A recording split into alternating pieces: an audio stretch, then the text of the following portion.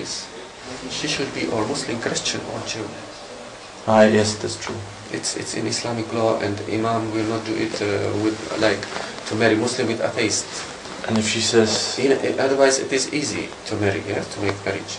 You are, but also we prefer if there is marriage in Czech office, and then because paper from the mosque about this marriage contract what to be prepared, it's not valid in the Czech law. Bylo mi doporučeno, že nejlepší je najít si opravdu fanatickou manželku, protože ta člověka opravdu drží ve víře.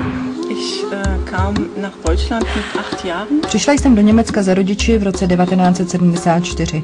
Byli mi velmi cizí. Ve 12 letech mne donutili k zásnubám. Bylo to proti mé vůli. Rozhodl o tom otec. Ze dne na den jsem byla zasnoubená. Po 6 měsících jsem se pokusila o sebevraždu, abych tak zrušila zásnuby, neboť jsem u nikoho nenašla podporu. Po mém pokusu o sebevraždu byly zásnuby zrušeny. Poškodila jsem tím čest své rodiny, ale také rodina snoubence se vyjádřila, že nechtějí nevěstu rebela. A ty, jejichž neposlušnosti se obáváte, varujte a vykažte jim místa na spaní a bejte je. Ze 100% žen, které ke mně chodí, je 95% provdáno z donucení. Ta nejhrubší forma je provdání ze dne na den.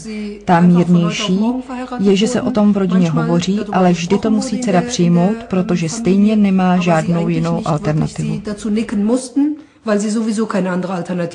Jestli někdy dochází k nějakým takovým úletům, je to v rozporu s islámem a je to v místech, kde se dodržují spíš nějaké tradice a zvyklosti, které nejsou v souladu s islámem. Takových příkladů najdeme z muslimských zemí bohužel asi dost. Žena podle mého názoru je rovnocenná s mužem. Best image.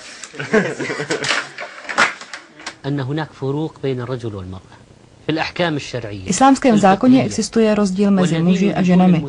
Ti, kteří chtějí úplnou rovnost pohlaví, jsou kriminálníci, zrádci a znesvětitelé Koránu a Sunny. Jsou odpadlíky a nepřáteli tohoto náboženství.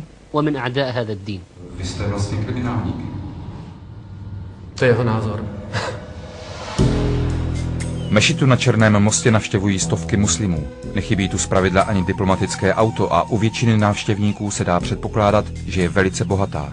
Během zhruba půlroční infiltrace navštěvoval Chabíb, kromě pátečních modliteb, i sobotní setkání českých muslimů na Černém mostě. Islámští odborníci jim zde vysvětlují význam slov v Koránu. Nicméně muži jsou suverénně, ví šéf a Bůh je mocný a moudrý. Názor byl takový, že ta naše kultura je zkažená. Byly to přednášky u šáry o trestním muslimském právu, o tom vlastně, jak to probíhá v muslimských zemích, nebo jak by to mělo probíhat. Se králi, že sekají ruce a tak. Myslím, že to pak je slyšet i v těch nahrávkách a prostě spoustu lidí vyjádřilo svou soustrast nad tím, že se to neděje dál, že by to určitě zamizelo tím hříšnostem a neřestem, tomu oni říkají, který si dějí v naší kultuře.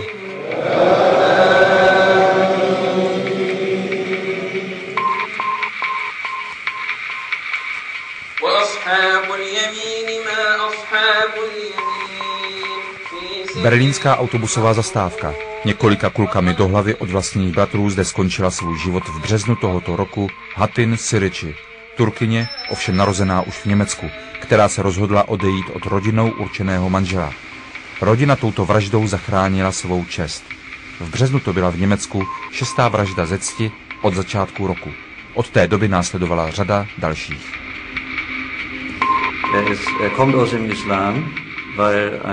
Už samotný výraz vražda ze cti je neakceptovatelný. Pochází z islámu, kde muslimský muž cítí pošpinění své cti, když se jeho žena v jeho očích chová nevhodně.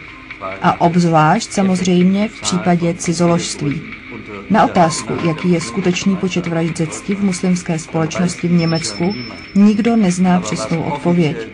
Ale oficiální údaje jsou 70 až 100 vražd za rok. To je však samotnými úřady bezpečnosti a policií silně podhodnoceno. Tyhle tresty jsou k tomu, aby se očistila ta společnost. A ne, aby se potvrdila ta špína. Žena, která přišla a řekla, že se dopustila hříchu cizoložství a byla vdána, taky je čekal trest smrti.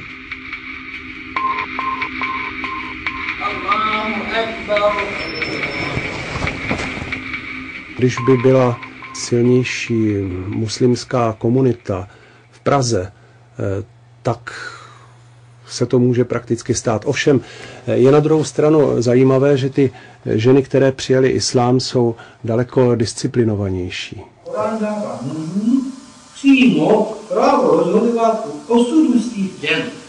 Naše přítomnost v Berlíně se brzy rozkřikla. Když jsme druhý den chtěli natočit znovu obrázky bez deště, místo fotografií a květin zůstal na autobusové zastávce pytel s odpadky.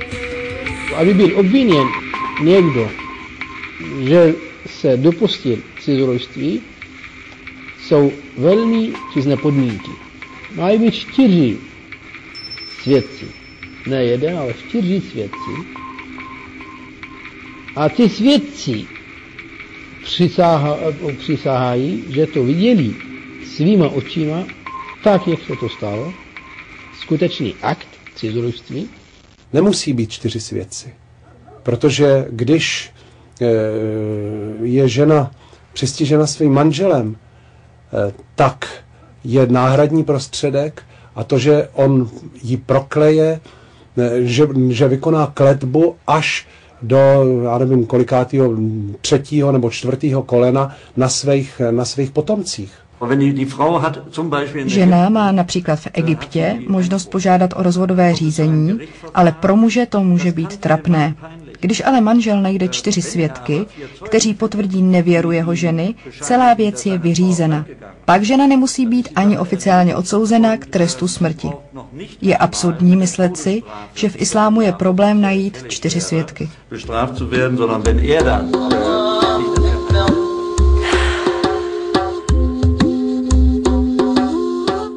Nechť tedy bojují na stezce boží ti, kdož kupují za život pozemský, život budoucí.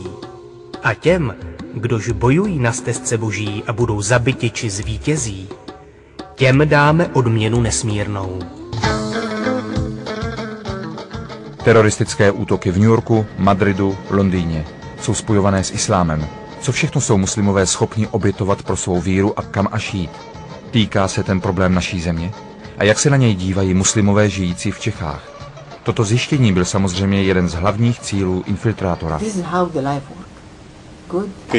Každý ten posel nebo prorok měl své nepřátelé, že to je nemožné mít nepřátelé, ale že i když ty nepřátelé jsou sebevětší, tak stejně nakonec to jakoby ta pravda vyhraje. Takže není důležitý, on říká, není přece důležitý, co myslíš, že je důležitý, jenom se modlit a chodit do mešity, ne, důležitý jsou akce, nebo činy, takhle, činy, něco dělat pro tu víru.